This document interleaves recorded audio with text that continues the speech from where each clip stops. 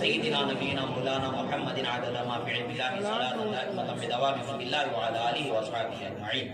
اللہ کے رسول صلی اللہ تعالی علیہ وسلم نے ارشاد فرمایا، حضرت ام سلمہ رضی اللہ تعالی عنہ ارشاد فرماتی ہیں کہ لا يحب علیا الا مؤمن ولا يبغضه الا منافق۔ فرماتے ہیں کہ سنو، علی سے وہی محبت کرے گا جو مومن ہوگا، اور علی سے وہی بغض رکھے گا جو منافق ہوگا۔ صحابہ کرام رضوان اللہ تعالی علیہم اجمعین فرماتے ہیں کہ ہم حضرت علی رضی اللہ تعالی عنہ کی محبت سے ہمارے درمیان منافق کون ہے مومن کون ہے پہچان لیا کرتے۔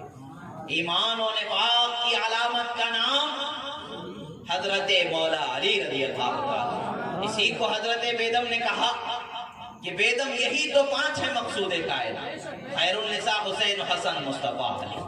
رسول اللہ کی محبت ایمان کی علامت، حضرت علی سے محبت ایمان کی علامت، حضرت خاتون جنت سے محبت ایمان کی علامت، حسنین کریمین سے محبت ایمان کی علامت۔ یعنی پتہ یہی چلتا ہے کائنات کو جو ایمان کی علامت اللہ نے عطا فرمایا ہے وہ مصطفیٰ حسین و حسن فاطمہ و علی کو اللہ نے بخشا۔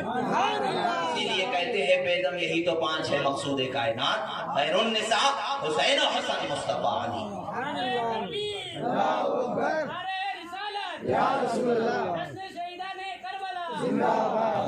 حضرت رسول اللہ صلی اللہ تعالی علیہ وسلم نے ارشاد فرمایا کہ تم میں سے کوئی شخص اس وقت تک مومن نہیں ہوتا جب تک کہ وہ میری محبت نہ کر لے، اور میری محبت اس وقت تک مکمل نہیں ہوگی جب تک کہ وہ میری اہل بیت سے محبت نہ کر لے۔ یہ عظیم ترازو اللہ کے رسول صلی اللہ تعالی علیہ وسلم نے عطا فرما دیا۔ جب یہ ترازو کا اعلان ہو گیا تو ہم حضرت ابوبکر صدیق رضی اللہ تعالی عنہ کی طرف جب رجوع کریں گے، جبکہ آپ افضل البشر بعد الانبیاء بالتحقیق ہیں، اے خلیفۃ الرسول صلی اللہ علیہ وسلم، اے تمام مومنوں کے سردار، اے ابوبکر صدیق، آپ کیا فرماتے ہیں؟ تو حضرت امام بخاری نے روایت فرمایا، حضرت ابوبکر صدیق رضی اللہ تعالیٰ عنہ فرماتے ہیں، ارقبوا محمدا فی اہل بیتہ، سنو سنو، اگر محمد عربی کی رضا چاہتے ہو اور بخششوں کے اوپر بخششوں کی عطا پر عطا چاہتے ہو تو ان کے اہل بیت سے محبت کرنے والے ہو۔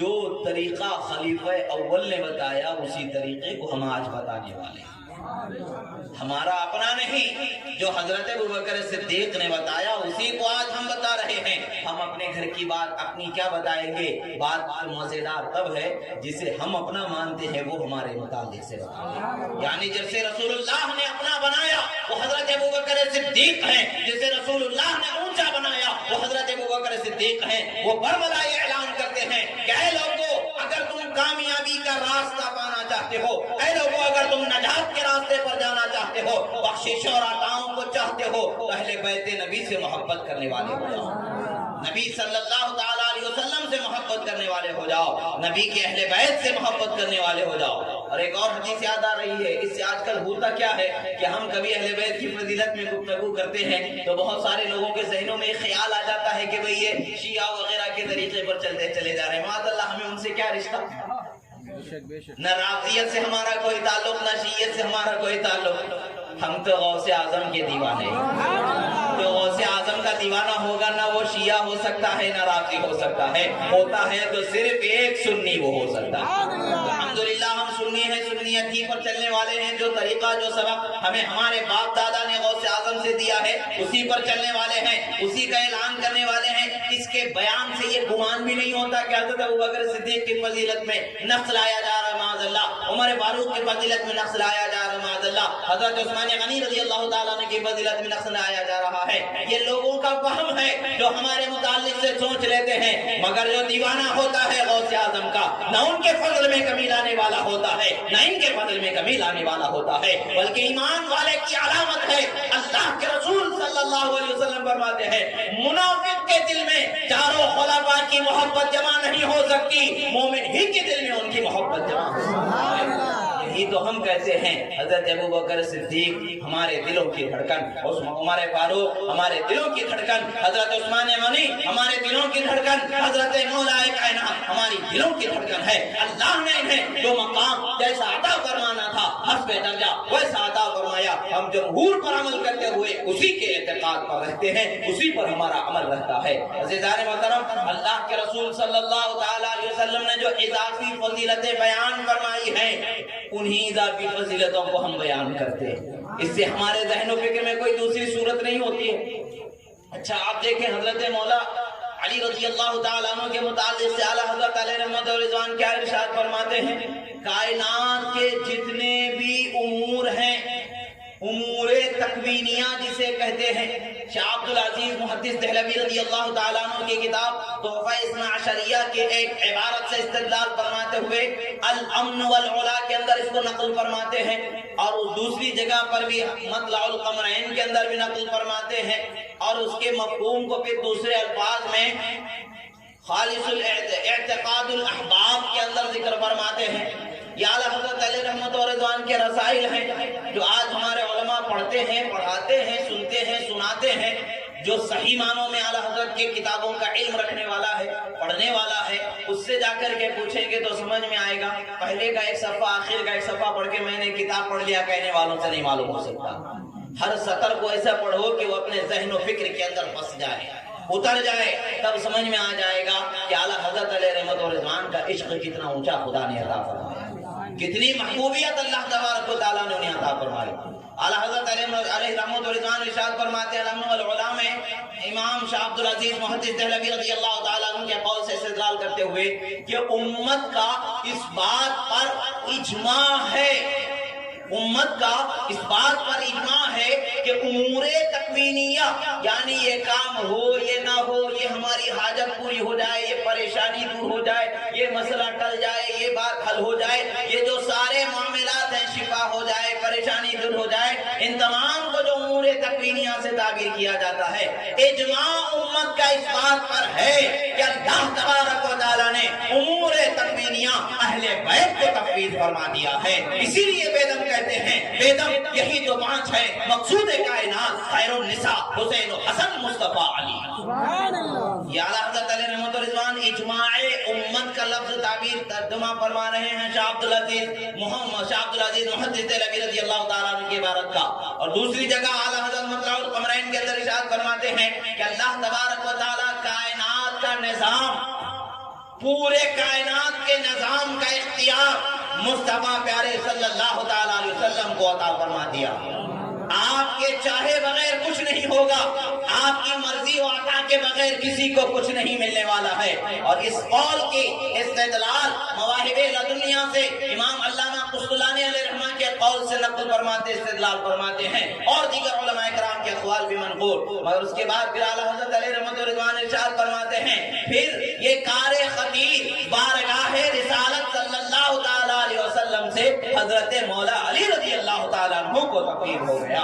اب فرماتے ہیں پورے اقطاب عالم، تمام ولیوں کو جو کچھ ملے گا انہی کے در سے ملنے والا ہے، ہر ایک کی جو معاملات ہیں انہی سے پورے ہونے والے ہیں۔ اسی کی طرف نظر کرتے ہوئے شاید کہ بیدم نے کہا ہوگا کہ بیدم یہی تو پانچ ہے، مقصود کائنات خیر النساء حسین و حسن مصطفیٰ علی۔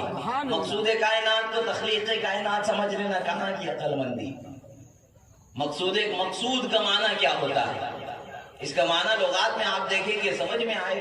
بہرحال جو علماء دانشوران نے، محققین نے اس کا جو معنی بیان فرمایا وہ توجہ کرنا، اصل معنی اس کا ہے توجہ کرنا۔ مفہوم کے طور پر دوسرے معنی میں بھی اس کا استعمال ہوتا ہے، کبھی منظور کے معنی میں استعمال ہوتا ہے، کبھی محبوب کے معنی میں استعمال ہوتا ہے، کبھی حاجت کی تکمیل کی طرف بھی اس کا استعمال ہوتا ہے۔ اب جیسے کہ ہمارا مقصود یہ تھا، یعنی ہمارا مطلب یہ تھا، ہمارے دل کی خواہش یہ تھی کہ یہ کام ہو جائے۔ اب اس کا مطلب یہ نہیں کہ ہمارا مقصود تھا کہ آپ ہماری بات سن لیں، مطلب یہ کہ ہمارا مقصود تھا کہ آپ پیدا ہو جائیں، ایسا نہیں ہے، بلکہ ہر معنی میں، ہر لفظ میں کوئی اس کا استعمال ہوتا ہے۔ رہی بات کہ اردو زبان میں استعمال کیے جانے والا لفظ ہے، شعراء اسے الگ الگ طریقے سے محبوب کی طرف بھی نسبت کرتے ہوئے مقصود کہتے ہیں، منظور کی طرف بھی نسبت کرتے ہوئے مقصود کہتے ہیں، اور کسی کی طرف توجہ لگا دینے کو بھی مقصود کہا جاتا ہے۔ اب اس شعر میں جب یہ بات صاف ظاہر ہے تو ہم یہی کہیں گے، آیات و احادیث جس بات کی طرف ہمیں اشارہ کر رہے ہیں اور مصطفیٰ پیارے صلی اللہ تعالیٰ علیہ وسلم کے فرامین اور بالخصوص حضرت اعلیٰ حضرت علیہ رحمت و رضوان کی ترجمہ तर्जुमानी जो अइम्मा असलाफ किराम के अक़वाल मुबारका से यही बताती है कि उम्मत को अल्लाह तबारक व तआला ने अहले बैत अतहार की तरफ मुतवज्जो फरमा दिया है। उनकी बारगाह से ही उम्मत को सारी नेमतें मिलने वाली हैं। तो इसी चीज की तरफ इशारा करके कहा गया कि बेदम यही तो 5 है मकसूद कायनात, खैरुन निसा हुसैन हसन मुस्तफा अली। और ये आला हज़रत रिज़वान से पूछा गया ली खमसतुन उतफी बिहा हर्रल वबाइल हातिमा अल मुस्तफा वल मुर्तदा वब्नाहुमा वल फातिमा। ये पूछा गया कि ये शेर का बोला जाना कैसा है। आला हज़रत फरमाते हैं फी नफ्सी, शेर का मज़मून और माना दुरुस्त है, बोला जा सकता है। औलिया अल्लाह से अहले बैत अतहार से बिलखुसूस तवस्सुल इस्तिग़ासा इस्तिआनत किया जाना, इस पर उम्मत का इत्तेफाक है, यानी अहले सुन्नत का इस बात पर इत्तेफाक है। उसी शेर को तो उर्दू में इन्होंने बयान कर दिया ली खमसतुन उतफी बिहा हर्रल वबाइल हातिमा को बेदम यही तो 5 है मकसूद कायनात, खैरुन निसा हुसैन और हसन मुस्तफा अली। अज़ीज़ान मोहतरम, अहले बैत अतहार के मकाम और मर्तबे को समझने के लिए शान सिद्दीक़ियत की बारगाह में भी हाजिरी देनी पड़ेगी। हज़रत अबू बकर सिद्दीक से भी सीखना पड़ेगा, उमर फारूक से भी सीखना पड़ेगा, उस्मान गनी से भी सीखना पड़ेगा। फिर हज़रत रसूलुल्लाह सल्लल्लाहु अलैहि वसल्लम जो तमाम अंबिया के सरदार हैं, उनके कलिमात मुबारका में इश्क और मोहब्बत के साथ डूबना होगा। जब ये मकाम हमें हासिल हो जाएगा तो यकीनन हर बात की नजाकत, हर बात की बारीकी हमें समझ में आने लगेगी। हजरत अबू बकर सिद्दीक को क्या नहीं पता था? क्यों फरमा रहे हैं? यही फरमा रहे हैं। सुनो, एक बात की और वजाहत यहाँ पर कर दो। मौला का माना होता है मददगार, मौला का माना होता है मददगार, और महबूब दोनों माने हैं। ये भी माना मुराद लिया जाएगा, वो भी माना मुराद लिया जाएगा। इमाम अबू नुअयम अलैहि रहमा, शाह जलालुद्दीन सुयूती अलैहि रहमत व रिज़वान और दीगर मुहक्किकीन ने मौला के माने 16 से 18 माने तक बयान फरमाए। जिसकी तरफ उसकी निस्बत होगी उसी शान के लायक उसमें वो माना मुतय्यन होगा। अल्लाह की तरफ निस्बत होगी तो खालिक के माने में, रब के माने में मुतय्यन होगा। जब अल्लाह के रसूल सल्लल्लाहु अलैहि वसल्लम की तरफ निस्बत होगी तो माने खालिकियत के सिवा हर तमाम खूबी के जितने भी माने उसमें आए, वो तमाम खूबियों के माने रसूलुल्लाह सल्लल्लाहु अलैहि वसल्लम की जात पर उसका इतलाक किया जाना दुरुस्त होगा। अब उसके बाद जैसा जैसा दर्जा होगा उसके लिहाज से उसका इतलाक किया जाता है। अब यहाँ पर हजरत मौला अली रज़ी अल्लाह ताला अन्हु को मौला जो कहा जाता है, महबूब और मददगार के लिए कहा जाता है। अब कोई ये कहे कि छोटा बड़े की क्या मदद कर सकता है? मदद करने से बड़ा